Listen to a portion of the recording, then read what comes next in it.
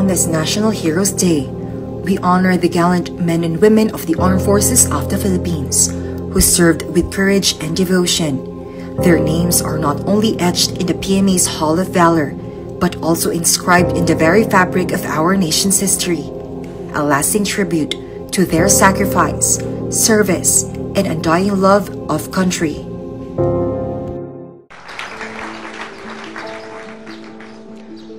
For graduating cum laude, the Academic Excellence Award is presented to Del June Kasayuran Evangelista by the PMA Superintendent.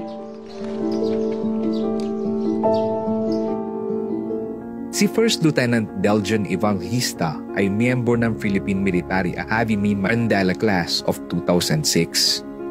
Tubong Pangasinan at pal-apat sa magkakapatid. Maaasahan, madiskarte at matalino kung ilalawad siya ng kanyang pamilya at mga kaibigan. Taong 2009 nang ma-assign si First Lieutenant Evangelista sa First Likely Action Company sa Mindanao. Ang isang leader, dapat may taglay ka talaga na pambihirang bravery, kumbaga. Ilang buwan matapos mag-report sa First LRC, nakapanggap ng misyon si First Lieutenant Evangelista na magsagawa ng reinforcement at combat operations sa Sitio Curilim, Ipo-Tipo, Basilan. Nung nagkaroon na ng warning order sa papunta na kami sa Basilan, itong Battle of sa Curilim. 22 lang kami pumunta that time. Ako yung platoon sergeant, siya yung team leader. Doon ang mission namin is mag-reinforce lang kami sa Marines. Positive kasama yung 3rd LRC, 4th is our company, yung kanyang ranger. So, veterano, kasapin ko na tropa. Ito yung kung natin gagawin natin para matulungan natin yung mga Marines nandyan. So, kung lang siya, parang hindi siya nararating. Kalma siya, talang kasi asa platoon sergeant, kilala mo yung team leader mo eh.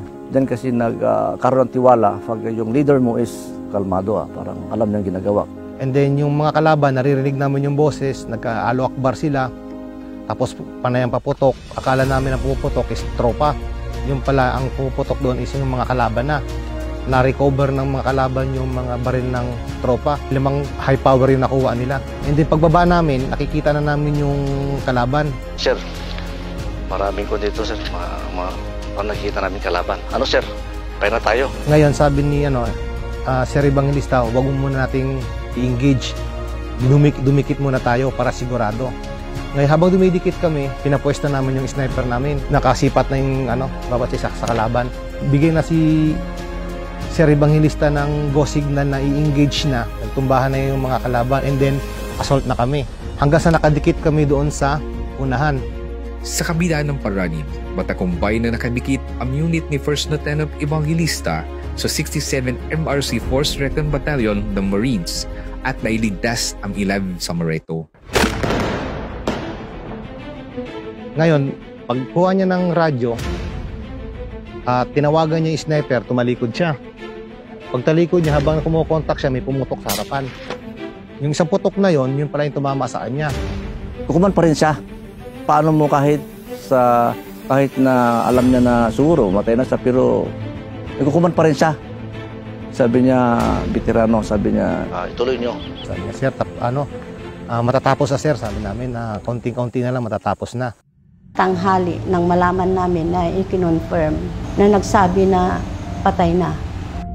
Ang misyon ito ay hindi lamang upang tapusin ng kalaban, kundi upang iligtas ang buhay ng nakararami. Patunay si First Lieutenant Evangelista na ang kanyang buhay ay sadisadlang sakripisyo para sa kanyang kapwa at ang kanyang pagmamahal sa bayan. Alam ko naman kung ano yung nagawa natin that time. Kung nabuhay ka pa sana, mas marami pa tayong magawang ganun na sitwasyon. Sakripisyo siya. Nagsacrifice siya. Dahil sa amin siguro imbis nga sa amin siguro mamatay kami ba? Parang siya na yung namatay doon para sa amin. Binuwis mo yung buhay mo dahil sa mission na yon. Tudo kami sa iyo, sir.